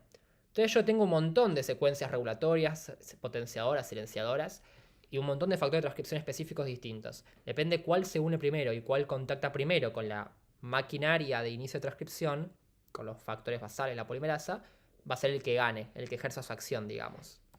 ¿Sí? Y les conté que había complejos mediadores, que funcionan, es un complejo multiproteico enorme, que funciona como puente entre factores basales y específicos. Yo acá tengo el ADN enrollado, ¿sí? Por coesinas. Tengo secuencia promotora al inicio de un gen, ¿sí? Secuencias potenciadoras, enhancers, y ahí factor de transcripción, basales y específicos. En el medio un complejo mediador que los comunica y estimula la transcripción. Como los factores basales específicos están lejos y no pueden comunicarse, el complejo mediador es como un puente que ayuda a esa comunicación. ¿Sí? Ayuda a que se comuniquen los factores específicos con los basales, ¿no? Y a estimular la transcripción. Bien, a ver, acá tengo secuencia promotora, caja tata, el inicio de un gen, secuencias potenciadoras, factores específicos, complejo mediador, los comunica con los basales y eso estimula la transcripción. Como que no llegan a mandar el mensaje, los factores específicos, y el complejo mediador sí se los llega a mandar. Bien. Entonces, si yo quiero que un gen se pueda aprender, tengo que tener factores de transcripción basales unidos a la secuencia promotora fundamental y llaman a la ARN polimerasa 2 para iniciar la transcripción. Pero eso no alcanza. Si hay secuencias potenciadoras y se pegan factores específicos de transcripción activadores, llaman a correguladores, a coactivadores, que son enzimas que no se pegan al ADN, pero por ejemplo acetilan las histonas, desmetilan, hacen modificaciones que descompactan, que abren la cromatina, y eso permite que un gen sí se pueda leer y transcribir y aumenta la velocidad de transcripción y la concentración. Si quiero apagar un gen, lo mismo, por más que haya factores basales a la secuencia promotora y esté la polimerasa, capaz que eso no es suficiente para que el gen se lea. Porque si vienen factores de transcripción específicos represores a secuencias silenciadoras de ADN, van a llamar a reclutar, no digan llamar, van a reclutar a correpresores, que son enzimas que se unen al factor de transcripción y que pueden desacetilar las histonas o metilar las histonas y el ADN. O sea, son enzimas que hacen modificaciones que llevan a compactar la cromatina y que el gen quede silenciado, quede reprimido. ¿Sí? Porque se compacta la cromatina y disminuye la accesibilidad a las secuencias y bueno, baja la transcripción por eso, por todo lo que les conté antes. Bien. Entonces ya charlamos un poquito de todo eso. Y les conté que entonces depende la combinación de factores de transcripción que tengamos, los genes se van a aprender a apagar distintos grupos de genes, depende de la célula. ¿Sí? Yo lo que les quería comentar es que ¿por qué tenemos distintos factores de transcripción específicos en cada tipo de célula? Porque hay en la neurona se prenden genes de neurona y no de otra célula, porque hay factores de transcripción neuronales que estimulan el prendido de esos genes y el apagado de genes para ser piel, páncreas o lo que sea. ¿Por qué entonces cada célula diferente prende genes distintos? Yo les dije, porque esos genes pueden estar enrollados o desenrollados porque hay distintas marcas epigenéticas. ¿Por qué? Bueno, porque hay distintos factores de transcripción, activadores, represores. ¿Y por qué hay distintos factores de transcripción específicos en cada tejido diferente? Porque cada tejido, durante el desarrollo del embrión, está expuesto a distintas señales del entorno, ¿no? Ustedes vieron en embrión que hay distintas moléculas, hormonas y señales del entorno donde se está formando el corazón, o los miembros, o el cerebro, o el riñón. Entonces, depende de las señales del entorno, ¿sí? Va a haber vías de señales dentro de la célula para que la célula active y exprese ciertos factores de transcripción específicos. Y ese va a llevar a que se expresen otros y otros y otros. Entonces, depende de la combinatoria de factores de transcripción que fabrica una célula, va a aprender a apagar un grupo de genes puntual. ¿Sí? Como lo vieron en embrión con los genes HOX, por ejemplo. Acá hay ejemplos de factores de transcripción específicos. Los receptores de hormonas esteroides son factores de transcripción específicos. ¿Sí? Los genes HOX, las proteínas HOX son factores de transcripción específicos. ¿Sí? Bien, que esto lo veremos más en la clase de células madre. Esto es de primera determinación de embrio. Bueno, nada, espero que se haya entendido más o menos este ejemplo de acá. ¿Sí? Bien, bla bla bla bla. Y con lo que compete con lo que sigue, a ver si cómo estamos de tiempo. Bien, sí, llevamos bien. Con esto último, que es la parte 2 de expresión génica, hablamos de cómo inicia la transcripción o el paso pretranscripcional y el inicio de transcripción. Bueno, vamos a ver que los ARNs, ¿sí?, son moléculas lábiles, o sea, que son en general poco estables y se degradan rápido porque hay un montón de enzimas en nuestras células, ¿sí?, que pueden degradarlo al ARN. Nucleasas, exonucleasas y endonucleasas que pueden degradar al ARN. Por eso tiene que madurar para ser protegido, para que se pueda leer en la traducción los mensajeros, o pueden ser desprotegidos y degradados. Pero por eso hay mecanismos de maduración. Entonces, bueno, los ARNs mensajeros saben que es un ácido nucleico simple hebra, ¿sí?, en forma de hélice también, que tiene la diferencia con el ADN es que el azúcar es distinta y tiene uracilo en vez de timina, una base de U. Y por la forma que se pliega al ARN puede interactuar con proteínas o puede unirse al ADN por complementariedad de bases. ¿Sí? Esas son sus características. Hay 3 mecanismos de maduración de los ARN mensajeros. Cuando se está fabricando un ARN al principio de la transcripción, yo tengo un gen, leo el gen y voy copiando a un ARN, ¿sí?, que tiene exones e intrones, es un ARN inmaduro, se llama transcripto primario. Después de que madura con 3 procesos, es un transcripto maduro. ¿Sí? ¿Qué procesos hay? Una maduración como en la cabeza del ARN, en el extremo 5', que es el agregado del cap, del capuchón. El splicing, el corte y empalme, la eliminación de intrones y el empalme de exones. Y una modificación del extremo 3' de la cola, que es el agregado de la cola polia. Si fallan estos mecanismos de maduración, el ARN no va a poder salir del núcleo del citosol, no va a poder ser leído en la traducción correctamente, ¿sí?, y va a ser degradado. Bien. Entonces acá tenemos acá, el ARN maduro, que tiene exones e intrones, va a madurar por el splicing, se va a agregar el capuchón, bien. El capuchón es al primer nucleótido del ARN se agrega un nucleótido modificado, que se los voy a mostrar acá, ¿ven? Acá tengo la cadena de ARN, este es el primer nucleótido en el extremo 5', y se agrega un nucleótido modificado, que tiene 3 fosfatos, azúcar y base, una base de guanina, de G, como un GTP, pero tiene una molécula agregada, un grupo metilo, no importa.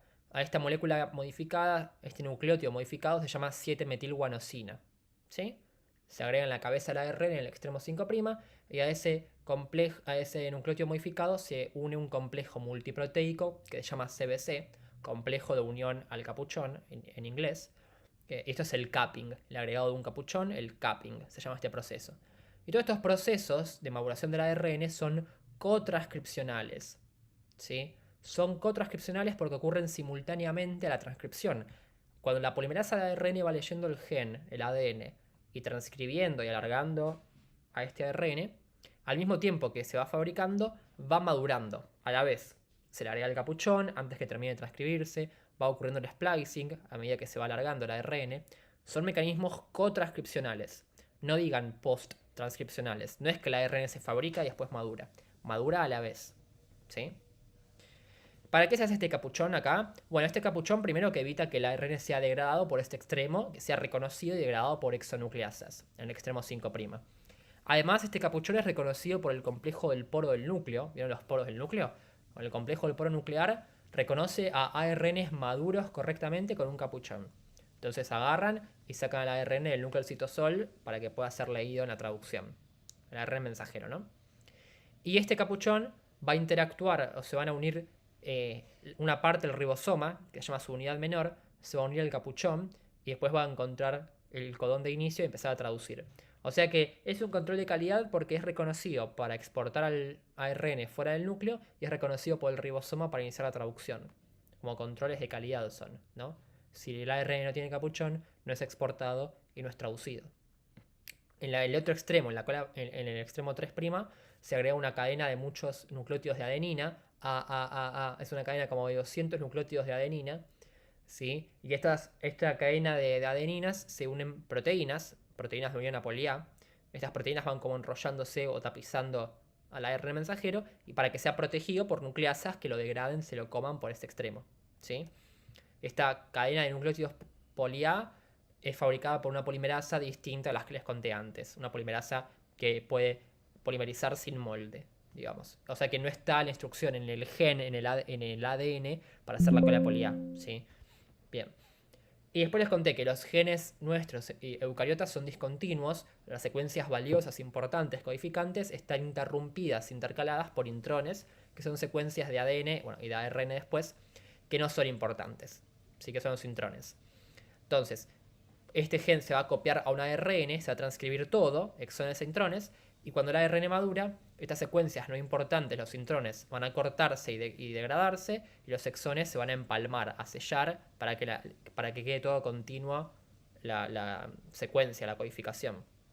Y el ribosoma puede leer todo continuo. Si no, es como que yo quiera leer un libro de recetas con los pasos de la receta y hojas en blanco en el medio. Entonces yo quiero arrancar las hojas en blanco y pegar todas las hojas del libro de forma continua para leerlo bien, ¿no? Acá tengo el ARN maduro con el capuchón, el splicing y la cola polía. Sí.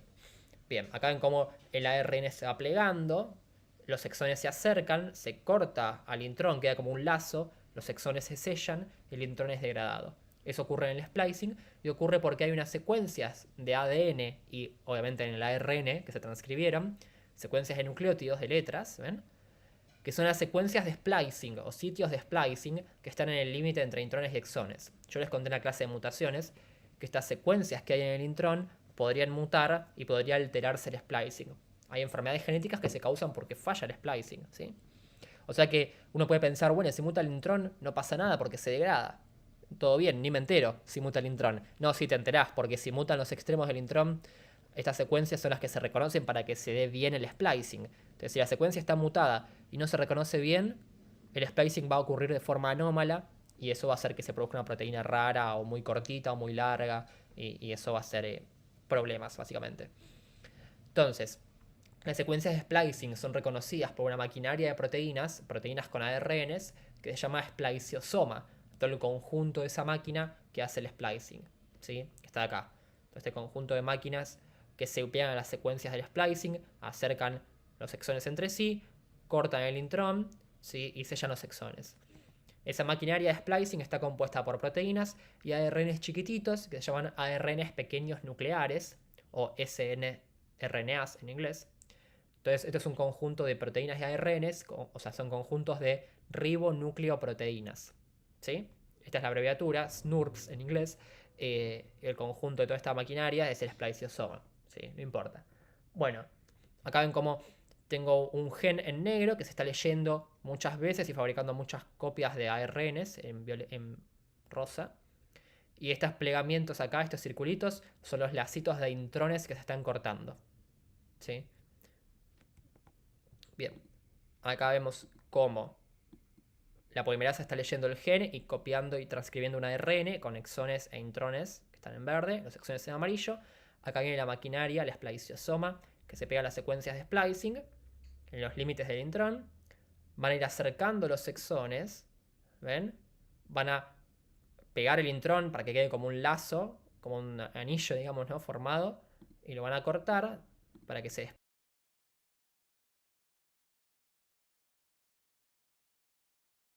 Están en verde. Bien, acá vemos cómo la polimerasa está leyendo el gen y copiando y transcribiendo un ARN con exones e intrones que están en verde, los exones en amarillo. Acá viene la maquinaria, la spliciosoma, que se pega a las secuencias de splicing en los límites del intrón. Van a ir acercando los exones, ¿ven? Van a pegar el intrón para que quede como un lazo, como un anillo, digamos, ¿no? Formado, y lo van a cortar para que se despegue de los exones, y los exones quedan sellados. Y el intrón este va a ser degradado después. Bien. Esto ocurre a la vez de la transcripción. Y bueno, a ver acá que ocurren varios intrones al mismo tiempo esto. ¿Sí? Bien. Perfecto. Después sabrán que tenemos más o menos 25.000 genes, pero tenemos más de 100.000 proteínas. ¿Cómo puede ser eso? Que un gen pueda codificar para varias proteínas. Porque hay un mecanismo de splicing alternativo, ¿no? Que es un mecanismo que se dice que aumenta la capacidad codificante del genoma o la variabilidad de proteínas que se producen. ¿Qué pasa acá? Yo tengo un gen con varios exones, obvio, e intrones intercalados. Se transcribe a un ARN inmaduro, transcripto primario, que también tiene exones e intrones. Y lo clásico que uno piensa siempre es que se van a pegar todos los exones y eliminar todos los intrones. Bueno, en realidad lo que pasa, que antes se creía que era una excepción, pero hoy en día sabemos que pasa en la mayoría de genes, el 95% de nuestros genes, es que podemos fabricar a partir de este ARN inmaduro distintos ARNs maduros con distinta cantidad y combinación de exones. Por ejemplo, porque va a ocurrir el splicing de distintas maneras, de formas alternativas. Por ejemplo, este ARN inmaduro yo le puedo pegar el exón 1, el exón 2, el exón 4, el exón 5 y el exón 6. Todos los intrones se degradan y este exón del medio, el exón 3, se eliminó. Como si fuera un intrón, ¿no? Como que corto acá y acá y saco como si fuera un intrón. Uno podría pensar, che, ¿no es un problema eso? Porque falta un montón de aminoácidos y bla, bla, bla. Bueno, no, esto es normal, ¿sí? Yo puedo fabricar distintas variantes de la proteína. Si tiene el ARN mensajero maduro más exones, es una proteína más grande, más pesada. Si tiene menos exones, es una proteína más chiquitita, más livianita. Entonces yo fabrico distintos ARNs maduros con exones que pueden estar o no estar, exones alternativos. Puedo fabricar distinta combinación, ¿no? Tengo distintos ARNs maduros que vienen del mismo gen. Y cuando se traduzcan por el ribosoma, van a fabricarse variantes, versiones distintas de la misma proteína. No es que puedo fabricar insulina, actina, polimerasa. No, no. Son proteínas similares, pero no idénticas. Similares porque comparten exones y vienen del mismo gen. Pero no son idénticas. Porque como hay exones distintos en el ARN, va a haber aminoácidos diferentes en la proteína. Por eso digo, hay proteínas más livianas o más pesadas, variantes de la misma. ¿Sí? Por ejemplo, distintos colágenos, imagínense, ¿no? Entonces, estas variantes de la misma proteína se llaman isoformas proteicas. Entonces ven que ahora un gen, en vez de fabricar una proteína, puede fabricar 3 proteínas. ¿Sí? Un gen puede fabricar 10 proteínas, 50, 100, 200 o más. Entonces, a partir de pocos genes, los humanos podemos fabricar mucha más cantidad de proteínas que otros organismos. O sea, en parte, que seamos más complejos los humanos que otros animales o organismos, no tiene que ver con que tengamos más genes, sino que es más compleja la expresión génica. En este caso, el splicing alternativo ayuda un poco a eso. Entonces, acá ven, por ejemplo, un gen para una proteína que se asocia a la actina. ¿Sí? No importa, la tropomiosina. Este es el ARN inmaduro que tiene un montonazo de exones e intrones en el medio, en gris. Entonces, el splicing, la maduración de este ARN puede ocurrir de una forma en el músculo estriado esquelético. El splicing puede ocurrir de otra forma y fabricar otro ARN maduro en el músculo liso. Y de otra forma en el cerebro. Y de otra forma en fibroblastos. Entonces ven que un mismo gen, mismos ARNs inmaduros, pueden fabricarse distintos ARNs maduros de formas alternativas, con distinta cantidad y combinación de exones. ARNs mensajeros más largos, más cortos. Y puede variar cómo ocurre esto, depende de cada tejido. ¿Sí? Bien. Entonces, les conté que hay exones alternativos. Esto es un ejemplo nomás. Y a ver si les voy a mostrar algo más. No, todo esto ya no importa. Bueno, nada, cuestión que eso. El splicing alternativo es un mecanismo que ayuda a que a partir de un gen se produzcan muchas proteínas. ¿Sí? Bien, y tiene un motivo de por qué ocurre eso, pero se los cuento en otro momento, no es tan relevante ahora. Solo quiero que entiendan eso. Sí que el splicing, eso, produce muchas proteínas. Acá, a esto quería ir. Lo clásico es que exones e intrones, no, acá tengo el gen de ADN, se transcribe por la ARN polimerasa 2 en la transcripción. Exones e intrones, los intrones se degradan y los exones se sellan. Tengo el ARN maduro, solo con exones se traduce a proteína, porque tiene la información para hacer la proteína.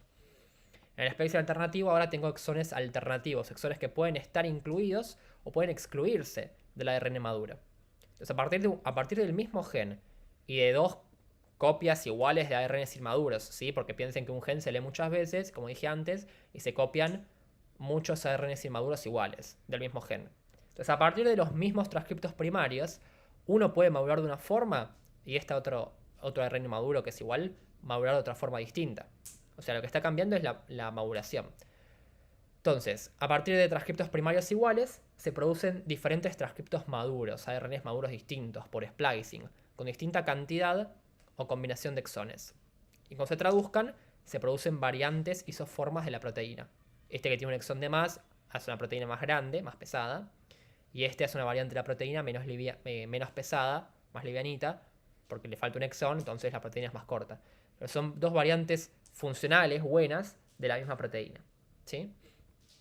Y esto hay un ejemplo que hace un profe muy copado en exactas, que es que piensen al ARN inmaduro, a copias de un ARN inmaduro, como trozos de tela. Imagínense todos trazos iguales de tela, trozos iguales de un pedazo de tela, todos iguales. Y el spliceosoma, que es el sastre, en cada uno de esos trozos de tela, depende de dónde corte y dónde cosa en cada uno de ellos, puede generar distintas prendas de ropa, que serían los ARNs maduros, o variantes de la proteína, ¿no? Entonces, a partir de las mismas pedazos de tela, depende cómo corte y cómo cosa, puedo producir, por ejemplo, un saco derecho, un saco cruzado, una remera con cuello en V o con cuello redondo, ¿no? Esa sería una analogía para pensar cómo, a partir de la misma materia prima, depende de cómo madure, fabricamos distintas versiones. ¿Sí? Bien, eso con el splicing alternativo. Después, lo que tenemos que charlar un poquito acá es que, bueno, en la traducción mucho no vamos a hablar, solamente que los ARN ribosomales que forman parte del ribosoma, que es el conjunto de ARN y proteínas, se fabrican en el nucleolo. El nucleolo es una región puntual del núcleo sin membrana, es el conjunto de 10 cromosomas, o de 5 pares de cromosomas, ¿sí? 13, 14, 15, 21, 22. Les sonará de algo eso, ¿no? Estos cromosomas tienen genes para fabricar ARN ribosomales y que tienen la particularidad de ser genes multicopia. En vez de tener dos alelos, dos versiones de estos genes, tenemos muchas copias para ARN ribosomales. Entonces, si se pierden algunas, tenemos otras de respaldo. Y eso tiene una función, una ventaja evolutiva, que es que los ribosomas son importantísimos, porque sin ribosomas nos morimos. Por eso hay muchas copias para esos genes. Y entonces yo acá tengo una parte del nucleolo que se llama región fibrilar, que es la cromatina descompacta, abierta, como fibras, donde se están leyendo los genes para transcribir y fabricar ARN ribosomales. Y la región granular, que es donde se están ensamblando, juntando los ARNs con proteínas para formar los ribosomas, o las subunidades, las partes del ribosoma. Y después van a salir del núcleo del citosol para la traducción. Una vez que el ARN se transcribió y está maduro, el ARN mensajero, es reconocido para ser exportado por el poro del núcleo al citosol, ¿sí?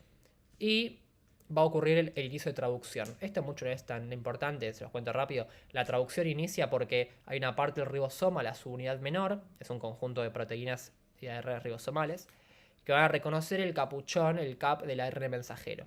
Y bien, acá hay así como hay factores de transcripción, hay factores de traducción. Hay proteínas que ayudan a que ocurra la traducción correctamente, según el ribosoma. Viene el primer ARN de transferencia con su primer aminoácido.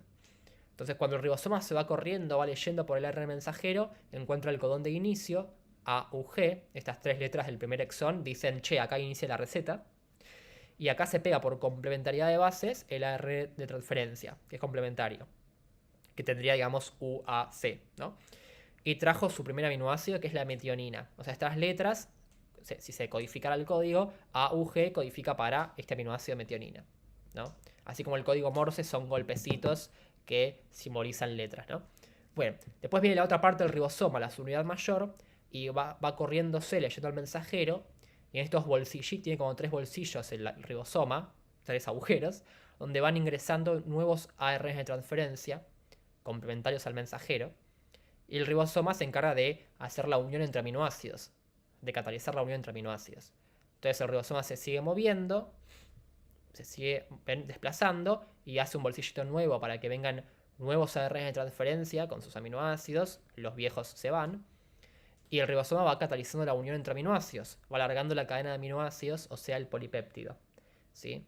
Después, si alguno se trabara o algo, o hubiera un apareamiento incorrecto entre el mensajero y los ARNs de transferencia, bueno, hay factores de traducción que corrigen eso, no importa. Pero quiero decir que la traducción está regulada, cómo se inicia, cómo se produce, hay corrección de errores, parecido a la transcripción, ¿sí? Entonces el ribosoma se va moviendo, vienen los ARNs de transferencia con aminoácidos y el ribosoma une los aminoácidos. Los enlaces peptídicos cataliza.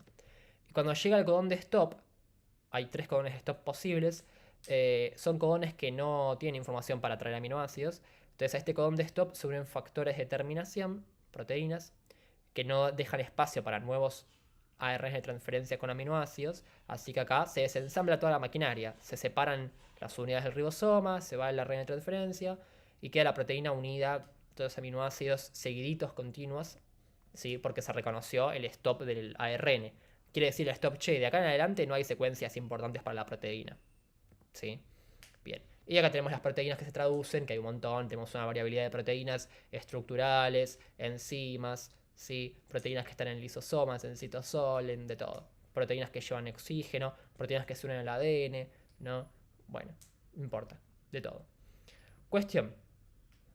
Hay un control de traducción también, hay distintos ejemplos, pero eso no importa. Lo que importa es que los ARNs mensajeros tienen distintas estabilidades o vidas medias. Hay ARNs más estables que son protegidos y duran mucho tiempo, y ARNs que son inestables y se degradan.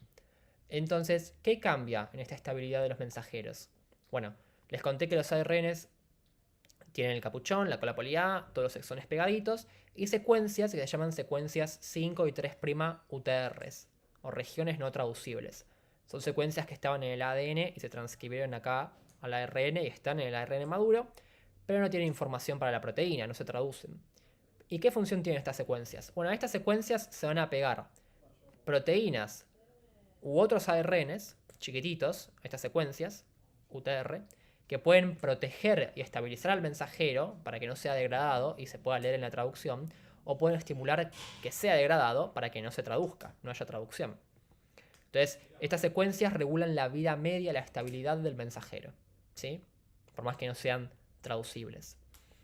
Entonces, bueno, hay un mecanismo que se reconoce, que es que cuando hay una mutación sin sentido que produce un codón de stop prematuro, o sea, mutó una secuencia por otra en el ADN, se copió al ARN, y esta secuencia, estas 3 nuevas bases del exón, son ahora un codón de stop, que no debería estar acá, debería estar al final de todo. Entonces, si hay un codón de stop prematuro, se reconoce eso por una maquinaria de vigilancia y hay una vía de degradación de mensajeros mutados, ¿sí? Se va a fabricar una proteína, si yo leo con un stop prematuro, va a fabricarse una proteína cortita que no funciona bien y se va a degradar, y el ARN mensajero mutado también se manda a degradar por una vía, ¿sí? No importa. Me importa más esto. Los microARNs o microRNAs o miRNAs en inglés. Son ARNs chiquititos, endógenos, o sea, tenemos genes propios para fabricarlos. Son ARNs no codificantes que no tienen información para hacer proteína, no se traducen. Tenemos genes para fabricarlos, como dije, más o menos creo que hay 2500 genes. Son transcriptos por la ARN polimerasa 2, la misma que fabrica el mensajero, transcribe para fabricar al microARN. Este ARN primero es largo, se va a ir acortando, cortando, hasta quedar muy chiquitito. Sale del núcleo del citosol y se junta con un complejo de proteínas que se llama RISC, que es un complejo guiado por una ARN. Algo así no importa cómo es la nomenclatura. Bueno, me entendieron, ¿no? La sigla, ahí está. Entonces, ¿qué pasa? Estos ARNs chiquititos van a unirse a un complejo de proteínas y guiar a ese complejo proteico hasta el ARN mensajero. Este microARN que se fabricó es complementario en letras, en bases, a ese mismo microARN es complementario a varios ARNs mensajeros distintos. Cuando el microARN se pega al mensajero por complementariedad de bases, se une las bases, ese complejo proteico puede o bloquear la traducción, evitar que ocurra la traducción, que el ribosoma lea al mensajero, o ese complejo proteico puede degradar al mensajero, romperlo entre nucleótidos y degradarlo, romperlo todo. ¿Por qué? Porque ese complejo proteico tiene, hay algunas subunidades, algunas proteínas que son nucleasas. Una que se conoce es el nombre argonauta. Y esas nucleasas van a degradar al mensajero. ¿De qué depende? De cómo es la unión entre el microARN y el mensajero. Ahora se los muestro eso. Bueno, y el premio Nobel del año pasado, 2024, el motivo del premio Nobel de Medicina fue para los descubridores de los microARNs, ¿sí? Que lo descubrieron ya hace muchos años, en los 90. Y bueno, ese fue el motivo del premio Nobel. Entonces, ¿qué onda con los microARNs? Sí, son pequeños ARNs muy chiquititos, de más o menos 20 nucleótidos, que suben a un complejo multiproteico que es RISC, acá está, que es un complejo silenciador inducido por ARN, no importa eso, pero sepan que es un complejo que puede degradar al mensajero. Y cuando el microARN se pega al mensajero, puede que sea complementario completamente de punta a punta, o sea que todas las bases del microARN sean complementarias al mensajero, todas. Y eso va a estimular que el complejo proteico degrade al mensajero. O puede ser que no sea todo complementario. Como acá, ven que algunas letras son complementarias y otras no. ¿Sí? Ven que está como separadito acá esto, porque no son complementarias las bases. No hay una complementariedad, no hay una homología completa. Entonces, si no es complementario del todo la secuencia del microARN con el mensajero, lo que se va a hacer es que se va a inhibir la traducción, que ese complejo proteico inhibe que el ribosoma lea al mensajero. ¿Sí? Eso es lo que les quería decir. ¿Y dónde se pega el microARN? El mensajero se pega a la secuencia 3' UTR. ¿Se acuerdan? Después de toda la secuencia codificante de todos los exones, hay una secuencia cerquita de la cola poli A, que acá cerca de la cola poli A, una secuencia que no es traducible. A esa secuencia se pega el microARN por complementariedad de bases y estimula que el complejo proteico lo degrade o lo bloquee la traducción. Para ambos casos es una regulación que no permite que se fabriquen proteínas. Es una regulación negativa de expresión génica. No negativa porque sea mala, pero porque no permite la expresión de la proteína. Bien, así que eso es lo que pasa con los microARNs, ¿sí? Estos son normales, a veces para que las células maduren de células madre indiferenciadas y se diferencien. Hay un gen capaz que le permite ser célula madre y ese gen hay que apagarlo para que la célula se diferencie. Entonces se fabrica un microARN que bloquea ese gen para que la célula pueda ir madurando. O sea que esto es algo normal, lo de silenciar genes con microARNs, ¿no? Esto es un control entonces post-transcripcional, porque la ARN ya se transcribió, maduró, está en el citosol, y estamos bloqueando después de ser fabricado. Por eso es post-transcripcional, ¿sí? Entonces los microARN se pegan al mensajero y lo degradan o lo bloquean, o estimulan que las proteínas lo degraden o lo bloqueen. Y esto puede ser normal durante la diferenciación de las células, como estamos viendo acá, ¿sí? Muchas células van madurando porque van apagando genes para dejar de ser célula madre o indiferenciadas y para diferenciarse. Y para eso hay que silenciar esos genes, por ejemplo, con microARNs. Y es una es una regulación más rápida la de microARNs que la de metilar la cromatina y eso, para compactar un gen y apagar un gen. Es más rápido bloquear los mensajeros post-transcripcionalmente, silenciarlos de esa forma, que silenciar un gen con epigenética. Eso tarda más. Es más O sea, tarda más esa regulación, digamos, en hacerse. Y también, obviamente, si se desregulan los microRNAs y otros procesos, acá no importa, puse procesos patológicos, nada, eso, hay patologías justamente. Hay microRNAs que están prendidos de más o de menos en un montón de patologías, por ejemplo, neuropsiquiátricas, en cáncer también, sí, bueno, no importa. Y lo último, supongamos que la proteína se fabrica, esa cadena de proteína, ese polipéptido, esa proteína tiene que plegarse y adquirir una forma 3D específica, al final, una forma final. Eso lo hacen por chaperonas, son proteínas que ayudan a la proteína recién fabricada a plegarse bien y a adquirir su forma. Y esas proteínas puede que ya ahí funcionen o que tengan que tener otra modificación para funcionar, que son todas las modificaciones post-traduccionales. O sea, proteínas después de fabricadas las modificamos. Ejemplo, factor de transcripción está apagado, se prende cuando se une al ADN, cuando se asocia al ADN. O por ejemplo, ¿se acuerdan que la quinasa dependiente de ciclinas, la CDK, a ver si tengo la foto acá, está inactiva sin su ciclina? Cuando la ciclina se le pega, ahí recién la quinasa se prende, se activa. Entonces es un cambio posttraduccional, la asociación de la ciclina o la disociación, que cambia la actividad de la proteína, con o sin la ciclina. Después, por ejemplo, un receptor de un ligando, un receptor de hormonas. Sin la hormona está inactivo, pero cuando la hormona llega se activa el receptor, ¿no? O cuando fosforilamos proteínas, a veces se activan y cuando las fosforilamos se apagan, o al revés, a veces la fosforilación de una proteína la inactiva, ¿no? Después vimos como modificación post-traduccional el agregado de grupos acetilos, metilos a las histonas, ¿sí? Por ejemplo, también cuando una proteína se le corta un pedacito, se le rompe un pedazo, ahí se prende. Por ejemplo, vamos a ver las caspasas de la apoptosis, que hay que cortarlas un poquito para que se prendan. Hay que hacer proteólisis. Y así hay un montón de modificaciones post-traduccionales que regulan si la proteína está activa o inactiva. Y lo que nos faltaría ver es la degradación de proteínas, que igual un poco lo vimos en la clase de ciclo celular, que es que las proteínas son degradadas por la vía ubiquitina-proteasoma. Hay enzimas, las ubiquitin ligasas, como vimos en la APC en esa clase, que agregan una etiqueta, una pequeña proteína, a targets específicos, a proteínas que quieren degradar. Entonces se agregan muchas cadenas de ubiquitinas, muchas marquitas de ubiquitina, muchas proteínas pequeñas, y esa proteína ahora está marcada, targeteada para ser degradada por el proteasoma. Por eso se dice que cuando se agrega una ubiquitina a una proteína puntual, la estamos marcando para que muera, o es como un beso de la muerte, la ubiquitina. Y el proteasoma es un barril multiproteico enorme, una estructura con forma de barril multiproteico enorme, que tiene actividad de proteasa, ¿no? Tiene proteasas, que son enzimas que rompen la unión entre aminoácidos, rompen proteínas, y con gasto de ATP va a meter adentro una proteína marcada con ubiquitina y la va a degradar y romper toda, ¿sí?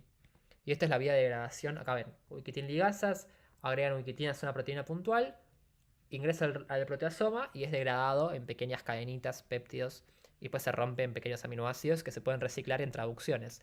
Pero esta es la vía para degradar proteínas, es lo que se hace para degradar, por ejemplo, las ciclinas, cuando ya no son necesarias, cuando se ingresa a una fase del ciclo, se degradan por la vía ubiquitina-proteasoma, o P53, cuando no es necesaria que se active para frenar el ciclo, se degrada por esa misma vía. Así hay varios ejemplos. Entonces vimos cómo se regula antes de la transcripción la accesibilidad de las proteínas al ADN por cómo se compacta la cromatina, con marcas epigenéticas en histonas o en ADN. Vimos cómo se regula el inicio y la velocidad de transcripción con factores basales y específicos que se pegan a secuencias regulatorias de ADN. Vimos que al mismo tiempo que el ARN se va transcribiendo, va madurando con el splicing, el capuchón, la cola poli A. Vimos que hay splicing alternativo que aumenta la codificación de un gen, la capacidad de un gen de codificar muchas proteínas. Vimos que el ARN que madura sale del núcleo del citosol, que puede ser degradado de forma post-transcripcional o protegido para que haya traducción. Un ejemplo de bloqueo de degradación era por microRNAs. Que hay un control de inicio de traducción y que esa proteína que se traduce podemos regular su actividad con modificaciones post-traduccionales o degradarla por la vía ubiquitina-proteasoma. Eso es como el resumen entonces de los distintos niveles de expresión génica, ¿sí? Así que bueno, espero que les haya gustado. Cualquier duda, obvio, me avisan por el grupo, ¿sí? Y lo vamos hablando. Gracias por ver.